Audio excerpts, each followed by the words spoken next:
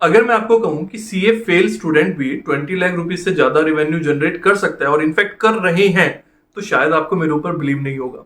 But इस video में ना मैं वही सारी चीजें आपको बताने वाला हूँ। ये वीडियो आपके लिए बहुत रेलेवेंट है अगर आप या तो सीए में अपना करियर प्लान कर रहे हो, या ऑलरेडी कर चुके हो, या फिर सीए ड्रॉप आउट हो, या आप सीए बन चुके हो। चारों ही केस में ये वीडियो आपके लिए कंप्लीटली रेलेवेंट होने वाली है।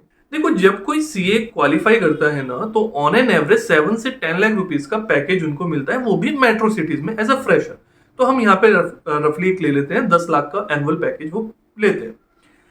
वहीं अगर मैं कंपेयर करता हूँ किसी एक सही ड्राइवर से, एक फास्ट फूड स्टॉल से, या एक छोटे से टी स्टॉल से जो रेडियो लगते हैं उनसे कंपेयर करता हूँ, तो वो साल में इससे कई गुना ज्यादा का रेवेन्यू जनरेट कर रहे होते हैं। आप ये कैलकुलेशन एक बार अपने आप करके देखना।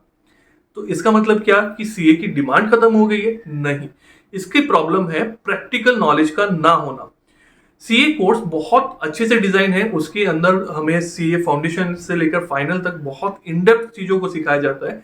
बट मैटर कर जाता है सारा का सारा क्या कि थ्योरी कंसेप्ट तो हमें क्लियर हो जाते हैं, जो प्रैक्टिकल वाला पार्ट है वो सारा डिपेंड करता है कि हमें आर्टिकलशिप कैसे मिली है।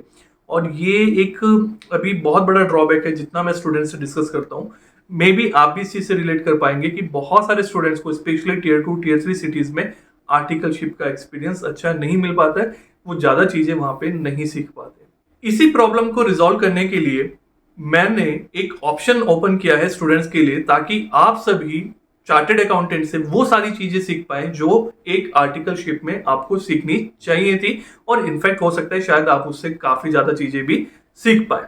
क्योंकि यहाँ पे आपको अपॉर्चुनिटी मिलती है 25 प्लस सब्जेक्ट्स में प्रैक्टिकल एक्सपीरियंस गेन करने का कोर्सेज के थ्रू। क्योंकि प्रॉब्लम यहाँ पे आती है कि अगर आप किसी सीए ऑफिस में ज्वाइन करते हो, तो वहां पे जो सीए हैं वो अगर ऑफिस ड्यूरेशन में वर्क कर रहे हैं तो वो अपना वर्क मैनेज करेंगे। वो वहां पे आपको बैठ के सारी चीजें नहीं सिखा सकते कि अच्छा आओ बेटा यहाँ पे आओ, ऐसे ऐसे रिटर्न फाइल करते हैं, ये रूल्स रेगुलेशंस है, ये कंसल्टेंसी देते हैं, प्रोजेक्ट रिपोर्ट ऐसे बनती है, एमएसएमई का रजिस्ट्रेशन ऐसा होता है, इनकम टैक्स के रूल्स रेगुलेशंस ऐसे है, नोटिस कर, वो वहां पे नहीं सिखा पाएंगे क्योंकि वो अपने वर्क में बिजी है। आपको सीखने को मिलता है बट उसकी स्पीड ना बहुत स्लो होती है, क्योंकि बहुत सी जगह प्रॉब्लम होती है जो आपके सीनियर्स है वो आपको सपोर्ट नहीं करते हैं, और आपको धीरे धीरे चीजों को अपने आप से सीखना पड़ता है।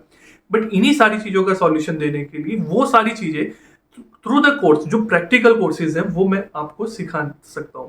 अब इसके थ्रू ना आपको मल्टीपल बेनिफिट्स मिलते हैं। पहला बेनिफिट क्या, जब आपको प्रैक्टिकल नॉलेज होगी सभी सब्जेक्ट्स की, तो आपके लिए एग्जाम्स क्लियर करना बहुत बहुत बहुत इजी हो जाएगा। क्योंकि आपने भी ये चीज देखी होगी, जो एग्जाम्स में क्वेश्चन आते हैं ना, वो प्रैक्टिकली होते हैं, बट हमने क्योंकि उन चीजों को प्रैक्टिकली इतना समझा नहीं होता, तो हमें उनको क्रैम करना पड़ता है, रटना पड़ता है, और उनको क्लियर करना मुश्किल हो जाता है। जो स्टूडेंट प्रैक्टिकली स्ट्रांग होते हैं वो सारे क्वेश्चंस को इजीली क्रैक कर जाते हैं।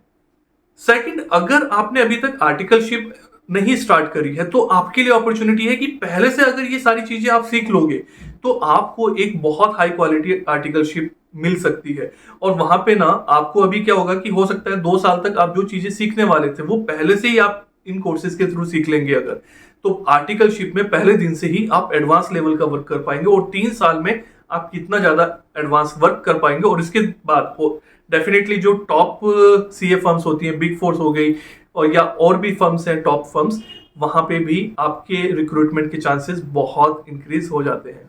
थर्ड बेनिफिट आपको मिलता है कि आपकी ना एक साइड इनकम शुरू हो जाती है, क्योंकि अभी आपको प्रैक्टिकल नॉलेज है, क्लाइंट हैंडलिंग आपको पता है कि क्लाइंट कैसे हैंडल करने हैं, वो सारी चीजें कोर्स के अंदर सिखाई जाती हैं। तो आप अपने आप क्लाइंट्स का वर्क मैनेज कर पाओगे, तो एक आपकी साइड इनकम जनरेट होनी शुरू होगी, जिसके थ्रू आप अपनी फीस भी बेयर कर पाएंगे, एक अच्छी कोचिंग अपनी स्टडी के लिए ले पाएंगे। और फोर्थ केस, अगर किसी रीजन से आप क्लियर नहीं कर पाते, आई विश कि आपका सीए बहुत जल्दी क्लियर हो, बट किसी रीजन से अगर क्लियर नहीं हो पाता, क्योंकि सीए का एग्जाम इतना इजी नहीं है क्रैक करना, तो आपके पास एक प्लान बी है कि आप इस फील्ड में अपना करियर बना सकते हो। क्योंकि जो ड्रीम आपका सीए का था कि टैक्सेशन और अकाउंटिंग के फील्ड में अपना ऑफिस होगा, सारे में क्लाइंट्स का वर्क करूंगा, वो तब भी आप कंटिन्यू कर पाएंगे। और सबसे बड़ी चीज पता है क्या है ना, अगर आप कोई नया करियर स्टार्ट करते हो, कुछ करते हो, तो वहां पे आपको डिफरेंट सीखना पड़ेगा, कुछ एक नई लाइन जानी पड़ेगी। यहाँ पे आपको कुछ एक्स्ट्रा एफर्ट्स नहीं देने, आप वही सारी चीजें सीख रहे हो जो आपके करियर से रिलेटेड, आपके सिलेबस से रिलेटेड है।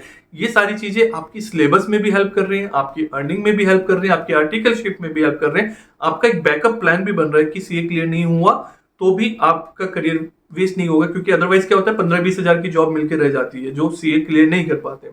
और दूसरी चीज, अगर आप सीए क्लियर कर जाते हैं, सीए बन जाते हैं, तो डेफिनेटली फिर तो आपको इन सब चीजों में प्रैक्टिकल नॉलेज गेन करनी ही पड़ेगी।